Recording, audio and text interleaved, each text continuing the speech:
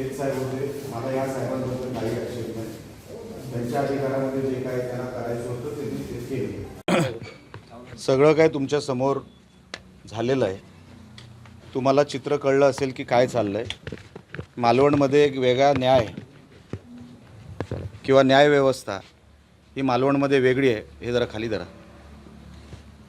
मालवणमध्ये न्यायव्यवस्था वेगळी असं एक चित्र तुम्हाला मालवणमध्ये बघायला मिळेल.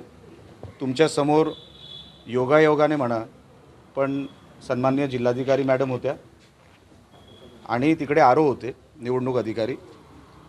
त्यांच्यासमोर मी मागचा जो काय 4 दिवसापूर्वी जो पैशाचा प्रकार होता तो पकडून दिला. त्याचाही अहवाल अजूनपर्यंत आलेला नाही असं ते म्हटले. माझ्यापर्यंत आलेला नाही पण त्यांनी पुढे पाठवलं आहे आणि ते स्वतः म्हटले हे पब्लिक डोमेनमधले डॉक्युमेंट आहे, पब्लिक डॉक्युमेंट आहे, ते त्यांना मिळाले पाहिजे, सगळ्यांना दिसले पाहिजे.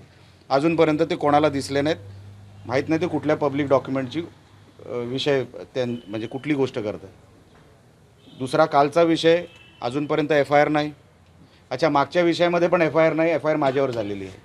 कालच्या विषयामध्ये पण सकाळी 5 वाजेपर्यंत मी स्वतः तिकडे पोलीस स्टेशनमध्ये होतो, त्याच्यावर FIR नाही.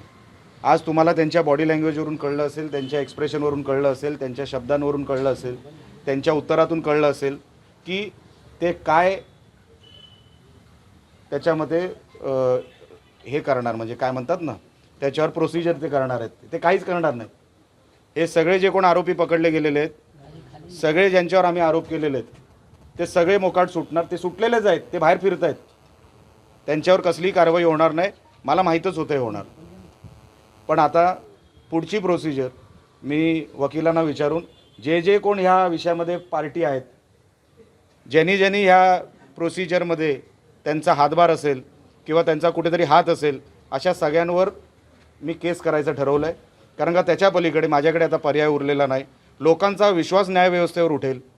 हे जर उघड असे पैसे घेऊन रात्री बेरात्री हा पैशांचा नागडानाच जर करणार असतील इकडे महाराष्ट्रामध्ये आणि मालवणमध्ये खास करून, तर हा कुठेतरी थांबला पाहिजे. त्याच्यासाठी वकिलांशी बोलून योग्य ते पाऊल जे काही असेल ते मी लवकरात लवकर उचलण्याचं ठरवलं आहे. निलेशजी, तुम्ही म्हणालात की तुम्हाला आवडणार नाही पण तुम्हाला निवडणूक आयोगालाही पार्टी करावं लागते. बरोबर आहे. आता बघा, ते बिचारे अधिकारी कोणाच्या तरी प्रेशरमध्ये आहेत. ते अधिकारी चांगले आहेत, मी त्यांना अगोदरपासून ओळखतो. ते आमच्या जिल्ह्यामधलेच अधिकारी आहेत.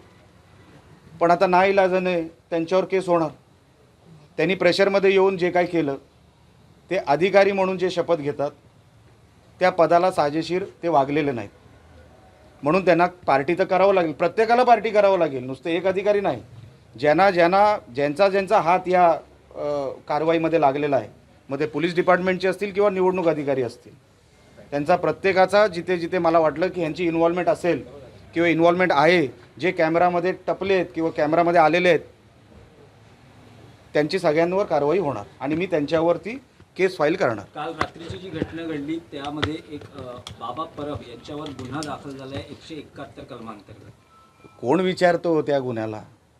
171 म्हणजे असंच तुला सोडून देतो आम्ही, जा बाबा तू अजून पैसे वाढ, दारू पी, बिअर बार उघड, अजून पैशाचा नागडा नाच कर, तुला आम्ही सोडून दिलेलं आहे. हे काय कलमं झाली? अहो, तुम्ही एका लोकप्रतिनिधीवर नको ती कलमं लावता आणि असे बिअर बार चालवणारे, डान्स बार चालवणाऱ्यांवर तुम्ही हे अशा केसेस टाकतात की त्याला माहिती होतं कलम ऐकल्यावरच हसला असेल, तो स्वतः हसला असेल. आता काय म्हणणार त्याच्यावर? तुमच्यावर कारवाई करण्यामध्ये तत्परता आहे, परंतु ज्यांच्या संदर्भात कॅश सापडली तिथे कारवाई होत नाही. आता हे तुम्हाला समजलं, हे माझं फार मोठं नशीब आहे. कारण काय? फार मोठं नशीब आहे. प्रेशर कोणाचं? शासनावर प्रेशर कोणाचं असतं? आता मला मी सगळंच सांगतोय साहेब. मागच्या 10 दिवसामध्ये कोण प्रेशर टाकू शकतो? अच्छा, मी कोणाच्या विरोधात बोलायला सुरुवात केली? त्यांनी मग कसं IG पासून सगळे व्यवस्था इकडे माझ्या विरोधात बसवायचा प्रयत्न केला. मी हे उघड सांगतोय. तुम्ही फार नंतर आलात साहेब या सीनमध्ये. हा सीन फार अगोदर सुरू झाला आहे.